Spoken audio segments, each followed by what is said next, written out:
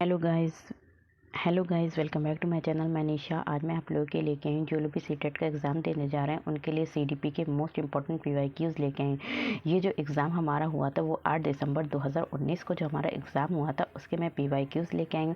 आज मैं सीडीपी के पीवाईक्यूज़ करा रही हूँ। तो चलिए स्टार्ट करते हैं।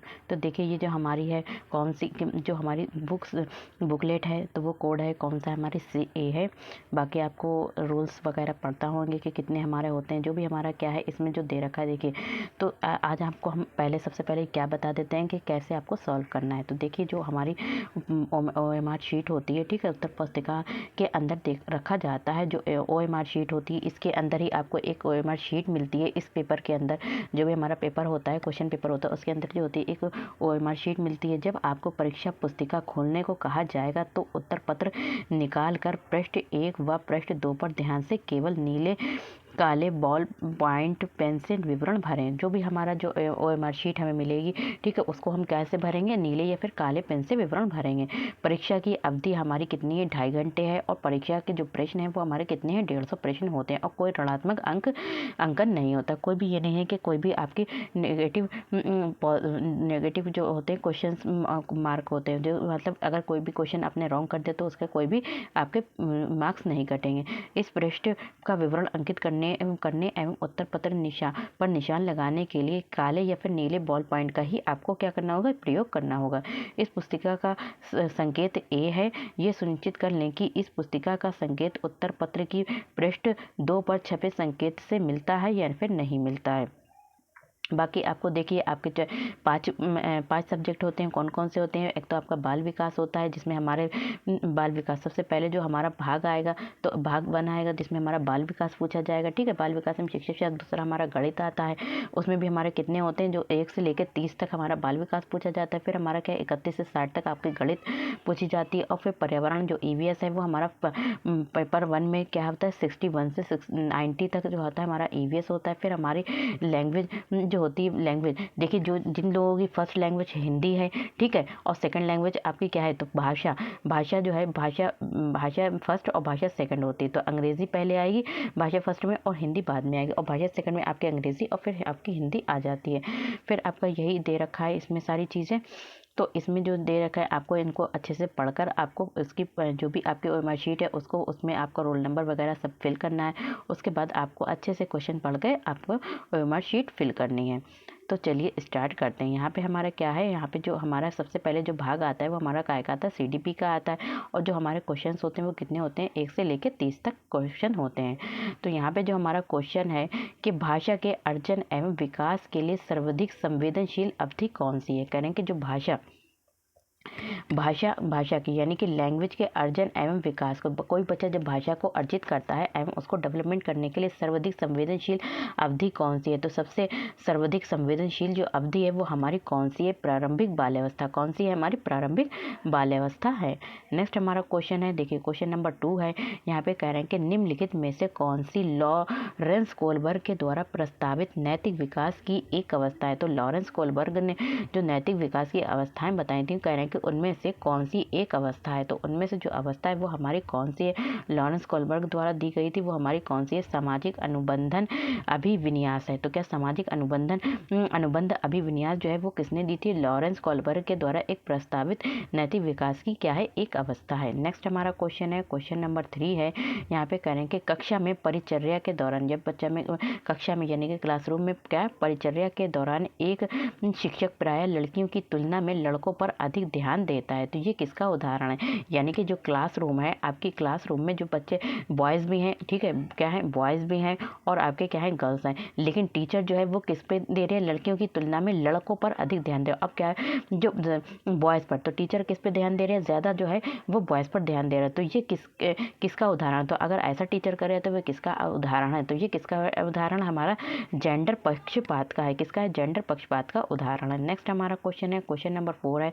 कह रहे रहे हैं बच्चों में जेंडर रूढ़िवादिता एवं जेंडर भूमिका अनुरूपता को कम करने के लिए जो बच्चे हैं स्टूडेंट, उनमें जो जेंडर रूढ़िवादिता और जेंडर भूमिका की जो अनुरूपता को कम करने के लिए निम्नलिखित में से कौन सी पद्धति, जो भी पद्धति दे रखी है उनमें प्रभावशाली है, तो कौन सी पद्धति जो है वो प्रभावशाली है, तो कौन सी पद्धति प्रभावशाली है, हमारी जेंडर पक्षपात के बारे में क्या करना, परिचर्चा करना। नेक्स्ट हमारा क्वेश्चन है, क्वेश्चन नंबर 5 है, निम्नलिखित में से किस मनोवैज्ञानिक ने बच्चों को ज्ञान के सक्रिय जिज्ञासु के रूप में देखते हुए उनके चिंतन पर सामाजिक एवं सांस्कृतिक विषय वस्तुओं के प्रभाव को महत्व दिया है। कह रहे हैं कि निम्नलिखित में से किस मनोवैज्ञानिक ने, ऐसा कौन सा, जो कह रहे हैं कि ऐसा कौन सा मनोवैज्ञानिक थे जिसने बच्चों को ज्ञान के सक्रिय जिज्ञासु के रूप में देखते हुए उनके चिंतन पर सामाजिक एवं सांस्कृतिक, जहाँ पर भी आपको सामाजिक और सांस्कृतिक दिखे तो वहाँ पे आपके कौन होंगे, वाइगोत्स्की होंगे। तो आपका यहाँ पे प्रभाव कह रहे हैं विषय में वस्तुओं के प्रभाव को महत्व दिया, तो किसने दिया, लेव वाइगोत्स्की ने दिया है। नेक्स्ट हमारा क्वेश्चन है, क्वेश्चन नंबर 6 है, यहाँ पे कह रहे हैं, यहाँ पे जो क्वेश्चन नंबर 6 है, जिग्सा पहली को करते समय 5 वर्ष की नजमा स्वयं से कहती है, तो जिग्सा जो पहली है उसको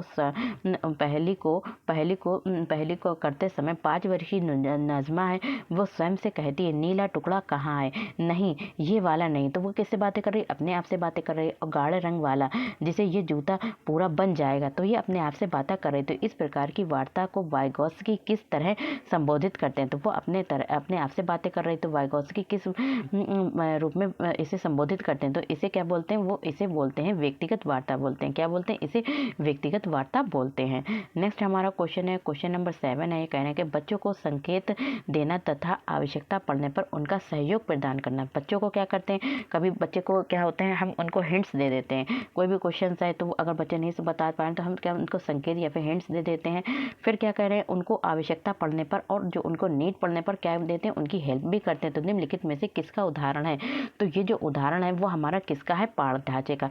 जब हम क्या है बच्चे की क्या करते हैं, बच्चे कोई काम कर रहे हैं, हम उनका उसका काम तो टीचर कर नहीं रहा है, पर उसको क्या करें, बच्चे की सहायता करना। तो बच्चे की सहायता करना ये हमारा क्या कहलाता है, पाठ या फिर ढांचा कहलाता है, जो बड़ों के द्वारा, शिक्षक के द्वारा, पेरेंट्स के द्वारा दिया जाता है। नेक्स्ट हमारा क्वेश्चन है, क्वेश्चन नंबर 8 है, निम्नलिखित व्यवहारों में से कौन सा जीन पियाजे के द्वारा प्रस्तावित मूर्त संक्रियात्मक अवस्था को विशेषित करता है। तो मूर्त संक्रियात्मक अवस्था को कौन करता है, विशेषित करता है, ये हमारी तीसरी अवस्था है। तो कह रहे हैं कि मूर्त संक्रियात्मक अवस्था को विशेषित करता है, तो कौन करता है, संरक्षण कक्षा समावेशन, तो ये कैसे करता है, मूर्त संक्रियात्मक अवस्था को विशेषित करता है। नेक्स्ट हमारा क्वेश्चन है, क्वेश्चन नंबर 9 है, यहाँ पे कह रहे हैं बच्चों के संज्ञानात्मक विकास के संदर्भ में निम्नलिखित कौन सी पियाजे की संरचना है। तो बच्चे के संज्ञानात्मक विकास के संबंध में बच्चों के लिए कौन सी बच्चों के संज्ञानात्मक, जो भी हमारा संज्ञानात्मक या फिर बौद्धिक विकास के संदर्भ में निम्नलिखित में से कौन सी पियाजे की संरचना है। तो पियाजे की जो संरचना है वो हमारी क्या है, स्कीमा है। नेक्स्ट हमारा क्वेश्चन है, क्वेश्चन नंबर 10 है, कहने हैं कि आंकलन का जो भी असेसमेंट होता है, आंकलन का प्राथमिक उद्देश्य क्या होना चाहिए। जो भी हम बच्चे का असेसमेंट करते हैं उसका जो पहला प्राथमिक उद्देश्य क्या होना चाहिए, क्या उद्देश्य होना चाहिए, क्या ऑब्जेक्टिव होना चाहिए। तो आंकलन का जो प्राथमिक उद्देश्य होना चाहिए वो क्या होना चाहिए, संबंधित अवधारणाओं के बारे में बच्चों की स्पष्टता तथा भ्रांतियों को समझना। तो क्या होता है, तो आंकलन, जब हम बच्चे का असेसमेंट करते हैं, आंकलन करते हैं, तो उसका उद्देश्य, प्राथमिक उद्देश्य ये होना चाहिए कि जो भी बच्चों की संबंधित अवधारणाओं के बारे में बच्चों की स्पष्टता एवं भ्रांतियों को समझना। कोई भी चीज़ हमने उन्हें पढ़ाई है, जो भी हमने उनको टॉपिक पढ़ाया, क्या उनको अच्छे से समझ में आया है या नहीं समझ में आया। अगर कहीं पर उनको नहीं समझ में आया तो हम क्या करेंगे, उनकी भ्रांतियों को समझेंगे। तो ये हमें क्या होता है, आंकलन के द्वारा पता चलता है। नेक्स्ट हमारा क्वेश्चन है, क्वेश्चन नंबर 11 है, यहाँ पे कह रहे हैं कि निम्नलिखित में से कौन सा बुद्धि के बारे में सही है। तो बुद्धि यानी इंटेलिजेंसी के बारे में सही है। तो बुद्धि के बारे में हमारा क्या सही है, तो बुद्धि बहुआयामी है तथा जटिल योग्यताओं का समूह। तो बुद्धि बहुत तरीके की होती है, बहुआयामी और जटिल योग्यताओं का क्या है, एक समूह है। नेक्स्ट हमारा क्वेश्चन है, क्वेश्चन नंबर 12 है, कह रहे हैं कि रूही हमेशा समस्या के एक से अधिक समाधानों के बारे में सोचती है। कि रूही एक लड़की जो किसी भी समस्या का समाधान एक तरीके से नहीं बल्कि अलग अलग तरीके से कर सकती है। तो इनमें से काफ़ी समाधान मौलिक होते हैं और काफ़ी समाधान क्या होते हैं, मौलिक होते हैं। रूही किन गुणों का प्रदर्शन कर रही है, तो रूही जो है वो किन गुणों का प्रदर्शन कर रही है। तो रूही जो प्रदर्शन कर रही है वो किसका प्रदर्शन कर रही है? सृजनात्मक विचारक का, क्योंकि वो एक ही किसी भी समस्या के बारे में एक तरीके से नहीं सोच रही बल्कि अलग अलग तरीकों से सोच रही है। नेक्स्ट हमारा क्वेश्चन है, क्वेश्चन नंबर 12 है, यहाँ पे 13 है, कह रहे हैं कि शिक्षण अधिगम प्रक्रिया, जो भी टीचिंग लर्निंग प्रोसेस होता है शिक्षण अधिगम प्रक्रिया में वंचित समूह से संबंधित विद्यार्थियों के द्वारा सहभागिता कम होने की स्थिति में एक शिक्षक को क्या करना चाहिए? कहने के शिक्षण अधिगम प्रक्रिया में जब टीचर उनको टीचिंग लर्निंग प्रोसेस है उनको पढ़ा रहा है तो वंचित समूह क्या होते हैं? वो होते हैं जो पिछड़े हुए हैं, ठीक है, जो शिक्षा से पिछड़े हुए हैं, जो ना तो कभी स्कूल आए या फिर जो इस क्लासरूम में जो अच्छे तरीके से नहीं समझ पा रहे हैं, पीछे बैठे हुए हैं। तो वंचित समूह से संबंधित विद्यार्थियों द्वारा सहभागिता कम होने की स्थिति में एक शिक्षक को क्या करना चाहिए? तो एक शिक्षक को क्या करना चाहिए? तो एक शिक्षक को जो करना चाहिए, अपनी शिक्षण पद्धतियों पर विचार करना चाहिए। जो भी जिस तरीके से वो पढ़ा रहा है, क्या उनकी जो भी टीचिंग मेथड है, क्या वो ठीक तरीके से पढ़ा रहा है तथा बच्चों को की सहभागिता में सुधार करने के लिए नए नए तरीके शिक्षक को ढूंढने चाहिए। यहाँ पे ये शिक्षक से रिलेटेड बात कही गई है। नेक्स्ट हमारा क्वेश्चन है, क्वेश्चन नंबर 14 है, यहाँ पे कह रहे हैं कि एक समावेशी कक्षा में एक शिक्षक को विशिष्ट शैक्षिक योजनाओं को, तो एक समावेशी कक्षा यानी कि इंक्लूसिव जो भी क्लास होती है उसमें एक शिक्षक को विशिष्ट शैक्षिक योजनाओं को, जो भी अलग अलग विशिष्ट शैक्षिक योजना है उनको क्या करना चाहिए? तो विशिष्ट शैक्षिक योजनाओं को जो है सक्रिय रूप से तैयार करना चाहिए। तो शिक्षक को जो भी पढ़ाना है उनको अच्छी तरीके से योजनाओं को तैयार करना चाहिए। पठन वैफल्य, बच्चों के प्राथमिक लक्षण क्या है? तो पठन वैफल्य यानी बच्चों के प्राथमिक लक्षण क्या है? तो बच्चों पठन वैफल्य में क्या प्राथमिक लक्षण क्या है? तो हमारे प्राथमिक लक्षण क्या है? बच्चों को धारा प्रभाव पढ़ने की अक्षमता जो होती है वो क्या होती है? पठन वैफल्य। देखिए डिसलेक्सिया आ जाता है या फिर आपका क्या है, पढ़ने में बच्चे को कठिनाई हो रही तो हमारा डिसलेक्सिया है। यहाँ पर भी क्या है? पठन वैफल्य, तो ये धारा प्रभाव पढ़ने की अक्षमता है, वो बच्चा ठीक तरीके से नहीं पढ़ पा रहा है। नेक्स्ट हमारा क्वेश्चन है, क्वेश्चन नंबर 16 है, शिक्षा का अधिकार अधिनियम 2009। तो शिक्षा का अधिकार अधिनियम 2009 में उल्लेख की गई समावेशी शिक्षा की अवधारणा निम्नलिखित में से किस पर आधारित है? करेंगे जो शिक्षा का अधिकार अधिनियम 2009 आया था उसमें जो समावेशी शिक्षा इंक्लूसिव एजुकेशन के बारे में किस पर आधारित है? तो किस पर आधारित है? तो किस पर आधारित है? अधिकार आधारित मानवतावादी परिप्रेक्ष्य पर आधारित है। नेक्स्ट हमारा क्वेश्चन है, क्वेश्चन नंबर 17 है। तो क्वेश्चन नंबर 17 है, इस संरचनावादी ढांचे में अधिगम प्राथमिक रूप से, जो संरचनावादी ढांचा है उसमें जो अधिगम लर्निंग है वो क्या होता है? प्राथमिक रूप से। तो लर्निंग जो है वो प्राथमिक रूप से क्या है? अवबोध की प्रक्रिया पर केंद्रित होती है। किस पे होती है? अवबोधन की प्रक्रिया पर क्या होती है? केंद्रित होती है। नेक्स्ट हमारा क्वेश्चन है, क्वेश्चन नंबर हमारा 18 है। यहाँ पे कह रहे हैं कि अनेक घटनाओं के बारे में बच्चों के द्वारा बनाए गए सहजानुभूत सिद्धांतों के संदर्भ में एक शिक्षिका को क्या करना चाहिए? यानी कि अनेक घटनाओं, अलग अलग इवेंट्स, घटनाओं के बारे में बच्चों के द्वारा बनाए गए सहजानुभूत सिद्धांतों के बारे में एक शिक्षक को क्या करना चाहिए? तो एक शिक्षक को क्या करना चाहिए? तो प्रतिकूल प्रमाण एवं उदाहरणों को प्रस्तुत करके बच्चों को इन सिद्धांतों को चुनौती देनी चाहिए। नेक्स्ट हमारा क्वेश्चन है, क्वेश्चन नंबर 19 है। यहाँ पे कह रहे हैं, क्वेश्चन नंबर 19 है, छात्र केंद्रीय शिक्षा शास्त्र की क्या विशेषता है? यानी कि छात्र केंद्रीय शिक्षा शास्त्र यानी कि चाइल्ड सेंटर्ड जो हमारा शिक्षा शास्त्र है उसकी क्या विशेषता है? तो ये क्या होती है? इसकी विशेषता क्या है? बच्चों के अनुभवों को, जो भी बच्चों के एक्सपीरियंस है उनको क्या में देंगे? उनको प्रमुखता देना। ये छात्र केंद्रीय शिक्षा शास्त्र की एक विशेषता है। नेक्स्ट हमारा क्वेश्चन है 20, संवेग एवं संज्ञान एक दूसरे से क्या होते हैं? तो संवेग और जो संज्ञान होते हैं वो एक दूसरे से क्या होते हैं? सन्निहित होते हैं। क्या होते हैं? सन्निहित होते हैं। नेक्स्ट हमारा क्वेश्चन है, क्वेश्चन नंबर 21 है। यहाँ पे कहें संरचनावादी सिद्धांतों के अनुसार अधिगम के बारे में निम्नलिखित कथनों में से कौन सा सही है? तो संरचनावादी सिद्धांतों के अनुसार, किसके अनुसार? संरचनावादी सिद्धांतों के अनुसार अधिगम के बारे में यानी कि जो लर्निंग है उसके बारे में निम्नलिखित कथनों में से कौन सा सही है? तो निम्नलिखित कथनों में से कौन सा सही है? तो कौन सा हमारा जो सही है वो क्या है?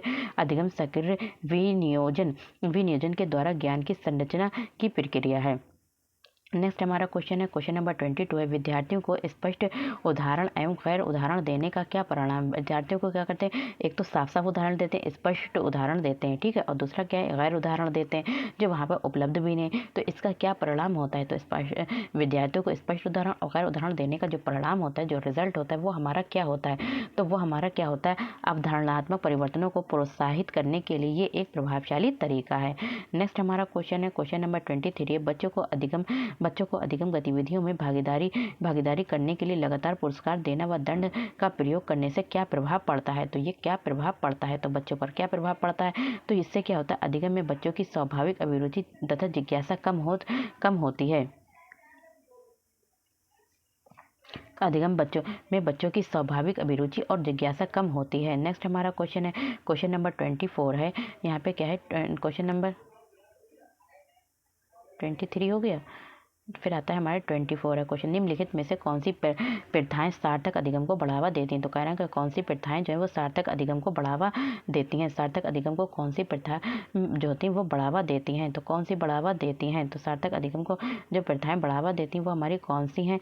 तो वो हमारी है सहयोगात्मक अधिगम पर्यावरण एवं सतत एवं समग्र मूल्यांकन है। कौन सा है हमारा, जो है सहयोगात्मक अधिगम पर्यावरण, और क्या है हमारा सतत एवं समग्र मूल्यांकन है। तो हमारा कौन सा आंसर हो गया, सेकंड हो गया। नेक्स्ट हमारा क्वेश्चन है, क्वेश्चन नंबर 25 है।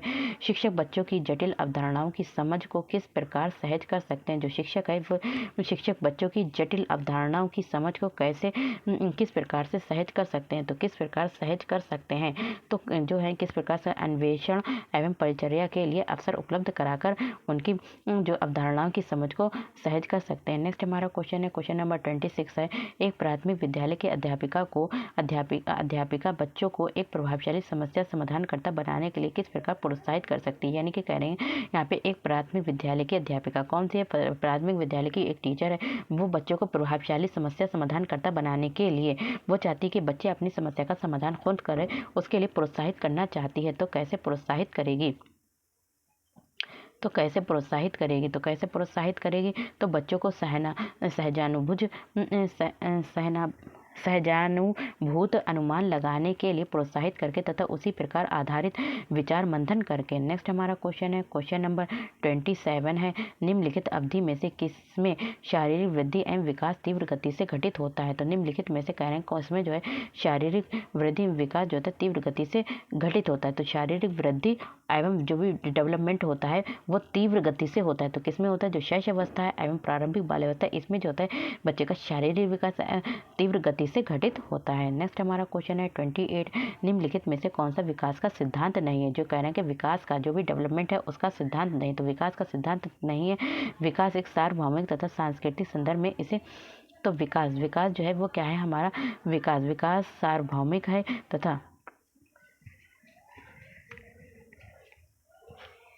तो विकास क्या है, एक सार्वभौमिक तथा सांस्कृतिक संदर्भ इसे प्रभावित नहीं करते हैं। नेक्स्ट हमारा क्वेश्चन है नहीं है। तो यहाँ पे व्यक्तिगत विभिन्नताओं का प्राथमिक कारण क्या है? तो बच्चों में जो व्यक्तिगत विभिन्नताएं होती हैं, हर एक दूसरे पर्सन में अलग अलग विभिन्नताएं होती है, उसका प्राथमिक कारण क्या है? तो इसका प्राथमिक जो कारण है वो हमारा क्या, व्यक्तिगत विभिन्नताओं का प्राथमिक कारण क्या है? आनुवंशिकता, पर्यावरण आपका हो गया, और दूसरा हमारा आपकी हेरिडिटी हो गई। तो दोनों के बीच जटिल पारस्परिक क्रिया है। नेक्स्ट और लास्ट हमारा क्वेश्चन है, क्वेश्चन नंबर 30। निम्नलिखित में से कौन सा द्वितीयक सामाजिकरण की एक एजेंसी का उदाहरण? तो द्वितीयक सामाजिकरण की एजेंसी का जो उदाहरण है वो हमारा कौन सा है? तो विद्यालय एवं मीडिया। तो ये द्वितीयक सामाजिकरण का उदाहरण है। और परिवार है, पास पड़ोस है, तो ये आपका प्राथमिक सामाजिकरण की एजेंसी का उदाहरण है। तो वीडियो पसंद है तो like share subscribe my channel. Thank you, have a nice day. मिलते हैं नेक्स्ट वीडियो में।